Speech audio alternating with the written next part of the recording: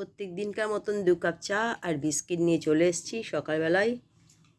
চলে এলাম সকালে ছেলের মুসলি জলখাবার নিয়ে ওকে দিয়ে দিচ্ছি, ও খেয়ে পড়তে বসে যাবে। চলে এলাম সকালের লাঞ্চ নিয়ে, তারপর রাত্রি করে দিয়ে আমি এখন বেরিয়ে পড়বো। তো সেটা হচ্ছে ভাত করেছি, ডাল, আর এখানে একটু অল্প করে শুক্তো আর পোস্ত করেছি। পোস্তটা ছেলে আমার পছন্দ করে, এসে একটু আলু ভাজা করে দেবো। তো চলুন আমি পড়াতে বেরিয়ে যাই, পরে এসে কথা হবে। সন্ধেবেলা চলে এলাম 3 কাপ চা নিয়ে, আর এই যে বিস্কিট, আর ছেলে বসে পড়েছে, আমিও পড়ে চলে এলাম। পড়িয়ে চাটা একটু খেয়ে নিই, তারপর আবার কথা হবে। পড়াতে সব চলে এসছে, পড়াতে বসে গেছি। তো চলুন চাটা খেয়ে তারপর পড়াতে উঠে যাবো। চলে এলাম বন্ধুরা, সন্ধেবেলা একটুখানি পড়িয়ে উঠলাম, চা খেলাম দেখলেন তো, তারপরে একটুখানি ও ম্যাগি খেয়েছিল। তো আজকে একটুখানি আমাদের সামনে একজনের জন্মদিন আছে, তো জন্মদিনে ও চলে গেছিলো, এইমাত্র ফিরেছে। আর আমাদের জন্য ওর আমি যাইনি, আমাদেরও ছিল, আমার হাজব্যান্ড দুজনকার ছিল, কিন্তু আমাদের খাবারটা পার্সেল করে ওকে দিয়ে দিয়েছে যে মায়েরটা বাবারটা নিয়ে যা।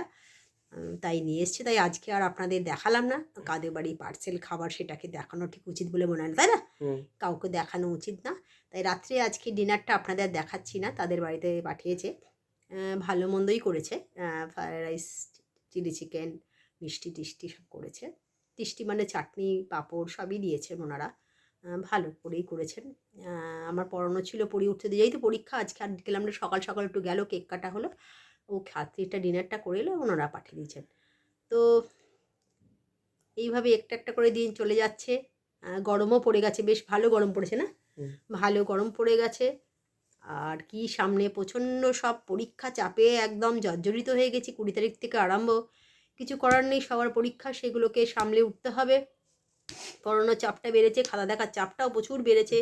বাংলা মিডিয়ামেরও সমস্ত চাপটা বেড়ে গেছে, কারণ না ওদেরও এপ্রিল মাস থেকে পরীক্ষা, সমস্ত সিলেবাস শেষ করতে হবে এর মধ্যেই। এই আর কি। আর স্টুডেন্টরা আসছে, তবে প্রত্যেকেরই কাশি সর্দি লেগেই আছে। প্রত্যেকেরই কাশি সর্দি লেগে আছে, আমাদের বাড়িতেও একজনের হয়েছে। তবে ওদেরটা একটু বেশি, ছোট ছোট বাচ্চা তো, ওদের একটু সর্দি কাশি হলে প্রবলেম হয়। তাই প্রত্যেককেই বলছি ঘরের বাচ্চাদের এখনই পাখা খুলবেন না, গরম লাগছে বলে তাড়াতাড়ি পাখা খুলে এসছে, পাখা খুলে দেওয়াটা উচিত নয়। একটুখানি পাতলা জামা কাপড় পরান, বা দরকার পড়লে ঘরের মধ্যে একটা স্যান্ডো গেঞ্জি পরিয়ে রাখান, তাও ঠিক আছে, কিন্তু পাখা খুলে হাওয়া খাওয়াটা উচিত না। আমার বেশ কয়েকটা স্টুডেন্ট কোর্স কথা শুনছে না, এবং তাদের প্রচণ্ড শরীর খারাপ, কেসেই যাচ্ছে, হ্যাঁচু হচ্ছে। তাই প্রত্যেকে প্রিকশন নেওয়াটা দরকার। দোলের পরে হাতে বেশি দোল চলেই আসছে, দোলের পর থেকে পাখা চালানো উচিত। এখন তাড়াতাড়ি এই অবস্থায় পাখা চালানো উচিত না। তো ট্রেনের মধ্যে সবাই পাখা চালাচ্ছে, তাই তো চুপচাপ হয়ে আছিস কেন, কিছু বল। ট্রেনের মধ্যে পাখা চালাচ্ছে, ও এখন দুদিন এখন ছুটিতে আছে, তো ওই জন্য এখন ও ট্রেনের সঙ্গে কোনো সম্পর্ক নেই, পড়াশোনার সঙ্গেই সম্পর্ক। তা চলুন, আপনারা সবাই আমার প্রত্যেক দিন আমার ব্লগটা দেখে আপনাদের মনের মতন করে কমেন্টস করেন। ভালো লাগে আপনাদের কমেন্টসগুলো যখন পড়ি না, তখন মনটা ভরে যায় একটা জিনিস ভেবে, যে আপনারা আমার পরিবারে একজন আমার শুভাকাঙ্ক্ষী। আর একটু একটু করে আমার পরিবারে একজন করে জুটছেন, সেটাও আমার কাছে ভীষণ আনন্দের। আমার পরিবার বড় হচ্ছে, এটা আমার কাছে খুবই আনন্দের কথা। আমি বলেছি, প্রথম থেকেই বলি, আমি খুব সাধারণ এবং খুব সাধারণ মধ্যবিত্ত ঘরের একজন হাউসওয়াইফ, বা সাধারণ মধ্যবিত্ত ঘরের একটা মেয়ে। তো সেখানে আমার চাওয়া পাওয়ার কোনো একটা বেশি সীমিত নেই। আপনাদের ভালোবাসা এবং সবার সাথে হাসি গল্প করে সময় কাটাবো। আমার পরিবারে আমার হাজব্যান্ড এবং আমার ছেলে দুজনেই এরকম।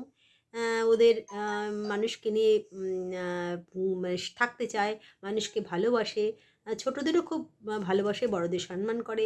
এইভাবে আমাদের দিন কেটে যাচ্ছে। আপনাদের আশীর্বাদ ভালোবাসা থাকলে একটু একটু করে সামনের দিকে এগিয়ে যাব। আর কি, আজকের মতন good night, tata. Good night.